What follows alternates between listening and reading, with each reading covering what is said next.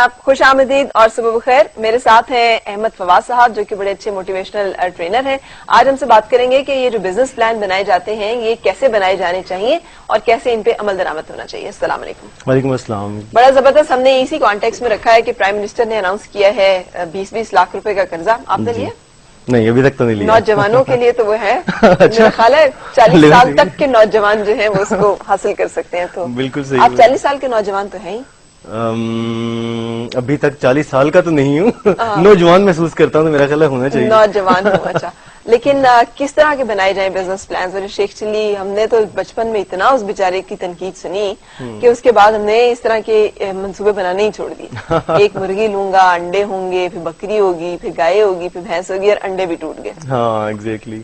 Business plan अमूमन होते ऐसे ही हैं। बल्कि एक रिसर्च है, इंटरनेशनल रिसर्च है कि दुनिया में ऑलमोस्ट 80% बिजनेस प्लान्स जो बिजनेस स्टार्ट होते हैं अपने स्टार्टअप के 18 महीने के अंदर अंदर कोलैप्स कर जाते हैं। और उसकी वजह यह है कि वो प्रॉपरली प्लान नहीं होते। सही। वाहिद सिर्फ ये वजह होती है। और ऐसे प्रॉपरली प्लान कैसे करना होता है, क्या करना होता है? उसका एक मेथड है, अगर हम उसको देखें ना, मैं आपसे शेयर भी करता हूँ वाला। असल में एक होता ही है कि लेट्स से अगर मैंने आम मार्केट में देखा ना कि इस वक्त बूम है किसी इंडस्ट्री का, या दो तरह के बिजनेस होते हैं मेजरली।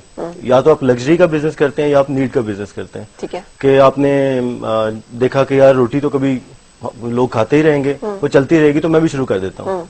एक ये है बिजनेस।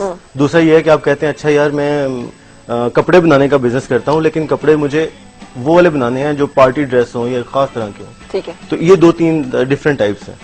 अच्छा, दोनों के ही, चाहे वो नीड का बिजनेस है या लग्जरी का बिजनेस है, दोनों के फ्लॉप होने के उतने ही चांसेस हैं, इक्वल चांसेस है अगर प्लान नहीं है। अच्छा, प्लानिंग का ये है, इसका प्रॉपर वे होता है कि आप एक पेपर वर्क पहले करते हैं, जो कि बदकिस्मती से हमारे पास बहुत ज्यादा कल्चर नहीं है। फिजिबिलिटी प्लान कर लें, आप देख लें कि किस हद तक आपका ये जो है इसकी मार्केट में कितनी मांग होगी। एग्जैक्टली, बिल्कुल, बुनियाद यही है। सही।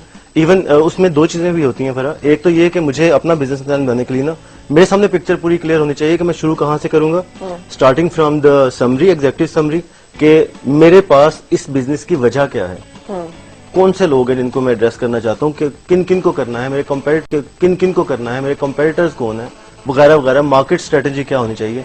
एंड देन लेट्स से अगर मैं देखता हूँ कि ये पूरा प्लान करने के बावजूद, अपने होशो हवास के साथ जोर लगाने के बावजूद मैं पूरा नहीं कर सका इसको, तो there has to be an exit strategy.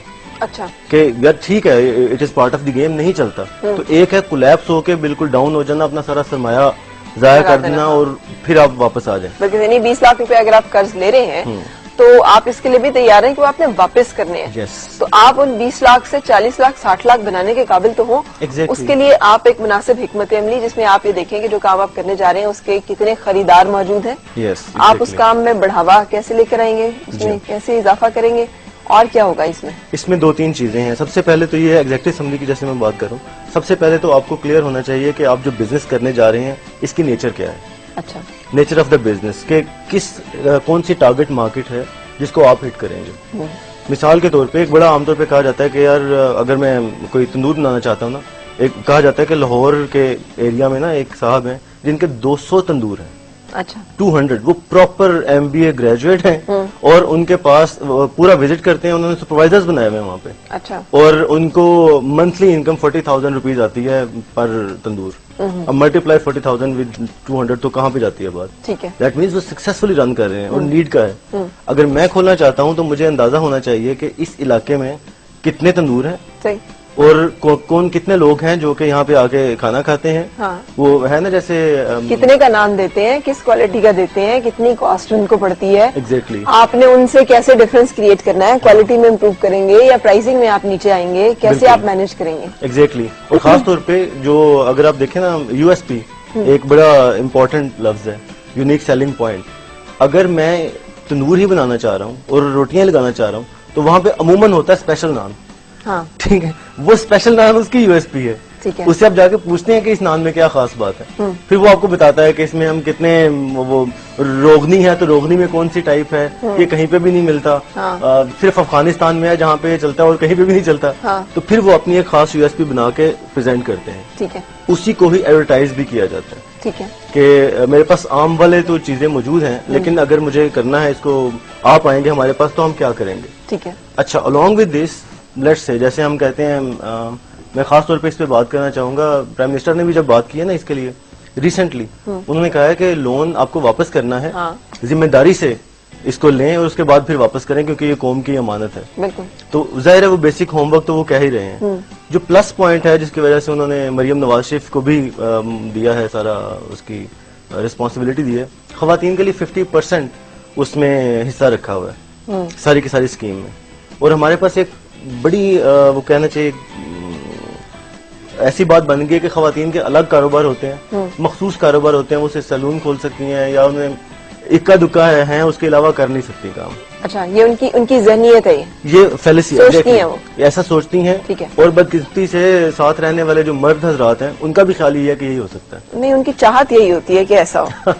ख्याल तो उनको पता है सारी दुनिया में मतलब खवातीन जो है वो क्या नहीं कर रही। हाँ, वो चाहते ये हैं कि ये कुछ किया जाए। हाँ बिल्कुल, या 2-3 प्रोफेशन है जिसके लिए वो सजेस्ट करते हैं, उसके अलावा ट्रस्ट नहीं करते, शायद कि उनकी सलाहियतों पे ट्रस्ट नहीं करते। सही। या ये है कि वो कहते हैं अच्छा यार चलो ये 2-3 काम में कर लें तो अच्छी बात है। तो मेरा खास तौर पे उन लोगों से भी यही है, आप प्रॉपर बिजनेस प्लान अगर बनाएंगे जिसमें आपने एंट्री लेवल से लेके अपनी यूएसपी एक डिजाइन करनी है, फाइनेंसेस अपने देखने हैं कि कितने हैं, आपके पास कितनी अमाउंट है जिसमें किस लेवल का बिजनेस किया जा सकता है। ठीक है।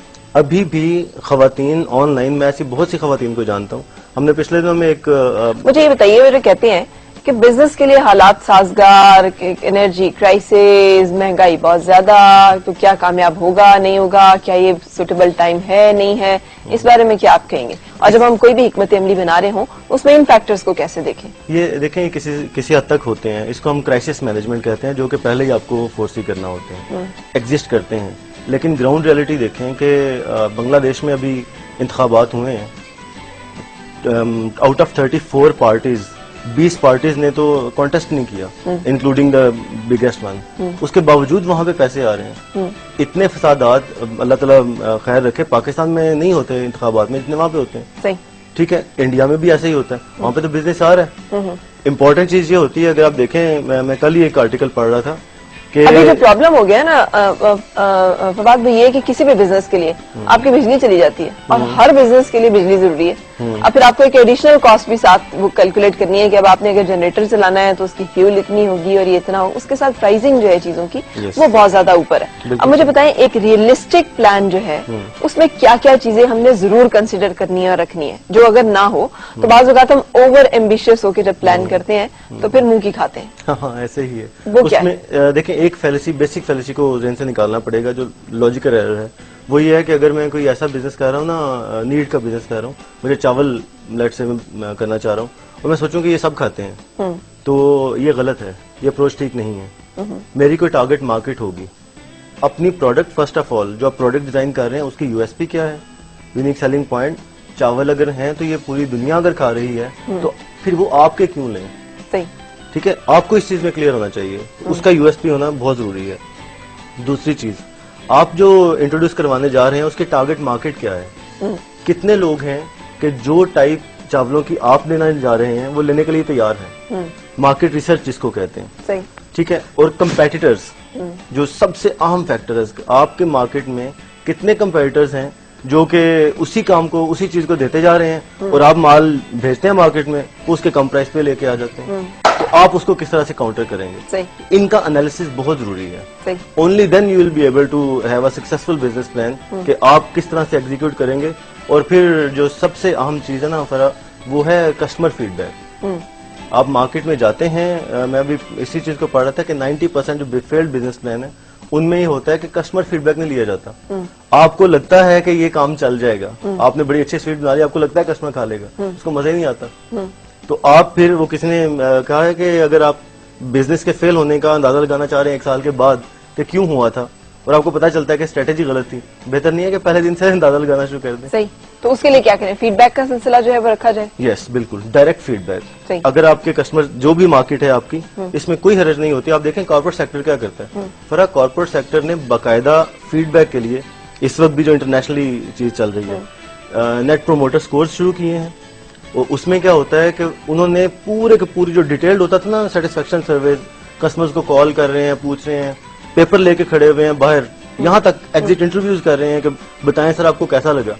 अब यहाँ पे आ गया है सिर्फ इतना सा कि मैं पूछता हूँ फरा आप कौन सा कनेक्शन इस्तेमाल कर रही हैं, आप जो भी बताती हैं मैं कहता हूँ अच्छा आपके ख्याल में अगर मुझे लेना हो तो आपको कौन सा रिकमेंड करेंगे।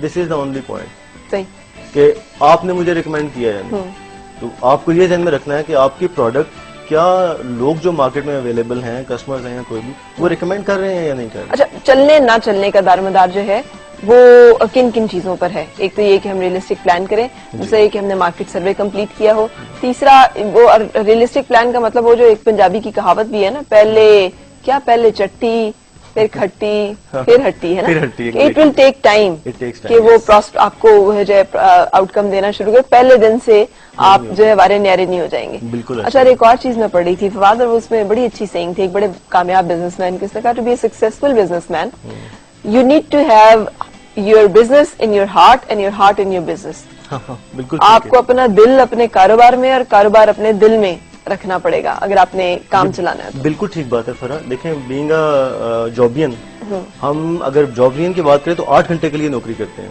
हाँ। अच्छा, वो ज्यादा से ज्यादा अगर एक्सपेंड करे, सुबह तैयार होकर निकलना वगैरह वगैरह 12 घंटे तक चला जाता है, और एम्बिशियस लोग इसको 14 घंटे कर लेते हैं। ठीक है ना, इतना सा फैलता जाता है, कोई शक नहीं है। लेकिन बिजनेसमैन 24 घंटे बिजनेसमैन है। सही, तो इसके लिए हमें तैयार रहना पड़ेगा कि ये कोई आसान काम नहीं है। बिल्कुल, इसमें डबल मेहनत लगेगी, लेकिन फिर इसका जो हमें आएगा, रिटर्न आएगा, जी जी, वो भी तकरीबन बहुत ज्यादा होगा, यकीनन ज्यादा होगा।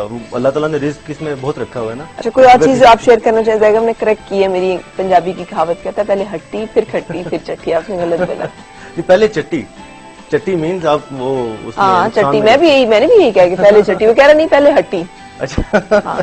अच्छा जी, अच्छा और कोई फवाद ऐसी चीज जो इम्पोर्टेंट वो लोग जो कि अपना बिजनेस शुरू करने जा रहे हैं वो जहन में रखें? अच्छा, इसमें जैसे मैंने कहा सबसे आम चीज है, ये सारा एनालिसिस तो हमने कर लिया, कस्टमर फीडबैक बहुत जरूरी है। एक है मेरी रिसेंटली ना, मैं अपनी एक बुक इस पे लिख भी रहा हूँ ऑलरेडी, बल्कि इट इज विद पब्लिशर, उसमें यहीं से मैंने किया हुआ है कि लाहौर चैम्बर ऑफ कॉमर्स में मुलाकात हुई उनके बॉस से। उन्होंने बड़ी मजे की बात की। उन्होंने कहा कि बिजनेस का एक ही उसूल है, अकना नहीं, थकना नहीं तो चकना नहीं।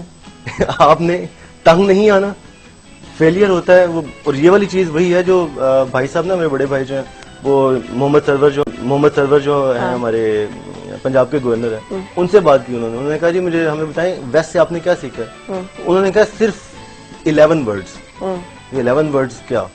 कहा जी 11 वर्ड्स ये वाले कि जब सेकेंड वर्ल्ड वॉर में हालात खराब हो गए ना, तो विंस्टन चर्चिल ने आके कहा कि एक ही दुनिया में रास्ता है सक्सेसफुल होने का, never never never never never never never never never give up. Right, 11 word. उसने कहा किसी कीमत पे गिव अप नहीं करना। ये जो अकना नहीं, थकना नहीं और चकना नहीं है कि परेशान नहीं होना, रुक नहीं जाना, एक दफा चोट खा के ये नहीं सोचने लग जाना कि बिजनेस तबाह हो गया, तो आपको बार बार अटेम्प्ट्स करने हैं। हाँ, हमें वो KFC की पूरी कहानी याद रखनी चाहिए कि कितनी जगहों पे वो सैंडविच जो है वो बर्गर के सैंपल के 100 कुछ जगहों पे जाके उसने, मैकडोनल्ड की यही कहानी है। बिल्कुल ऐसा ही है। किस तरह से उस बंदे ने कितनी की जगहों पे उसका जो मॉडल है वो रिजेक्ट हुआ, और फिर जाकर फाइनली वो अपना कारोबार सेटअप करने में कामयाब हुआ। आज दुनिया की मशहूर तरीन। और अब देखें कई USPs ऐसी हैं फरा, कोक का फॉर्मूला नहीं पता आपको, पूरी दुनिया में उनके आइडियाज हमेशा इनोवेटिव होते हैं। एक बड़ी दिलचस्प चीज मुझे कुछ अर्सा पहले पता चली कि जब उनका कंपटीशन शुरू हुआ ना, मार्केट में कंपटीशन आया, तो ये बाकायदा केस स्टडी के तौर पे दिया जाता है कि कंपटीशन आया। तो पहले ये था कि जब आप सॉफ्ट ड्रिंक कब लेते हैं, जब आप रिलैक्स हो या कहीं पे चिल करना चाहें। उनको जब पता चला कि हमारा कॉम्पिटिटर आ गया है और लोगों के पास अवेलेबिलिटी हो गई है दोनों चीजों की, तो उन्होंने एक पास की इंस्ट्रक्शन कि जहां जहां पे पानी अवेलेबल है वहां पे हमारा मशरूब होना चाहिए। सही। ठीक, तो ये इनोवेटिव आइडिया जो है जहां जहां पे आपको नीड क्रिएट करनी है, अगर अपना बिजनेस करना चाह रहे हैं, नहीं है तो क्रिएट करनी है। सही। तो फिर ये प्लान सारे का सारा होना चाहिए। Thank you so much Fawad. एक छोटी सी चाइनीज कहावत के साथ इस सेगमेंट को मैं वाइंड अप करूंगी। वो कहते हैं अगर आपको मुस्कुराना नहीं आता तो दुकान मत खोलें। बिल्कुल। अगर आपने लोगों के साथ डील करना है तो लोगों के साथ डील करना सीखना पड़ेगा, और अगर आपने कारोबार करना है तो कारोबार के तरीके जो हैं वो भी सीखने पड़ेंगे। बहुत शुक्रिया, थैंक यू सो मच, आप साथ रहे।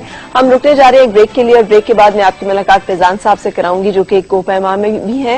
उन्होंने माउंट एवरेस्ट सर की थी 2007 में, और उसके साथ उनको प्राइड ऑफ परफॉर्मेंस मिला था। बहुत अच्छे योगी हैं, इसलिए कि इन्होंने क्लासिक योगा जो है वो सीखा हुआ है और आज उसी क्लासिक योगा की मदद से वो आपको बताएंगे कि जो कमर की दर्द का जो एक मुसीबत अक्सर लोगों को लाहक रहती है, इससे जान कैसे छुड़ाई जा सकती है।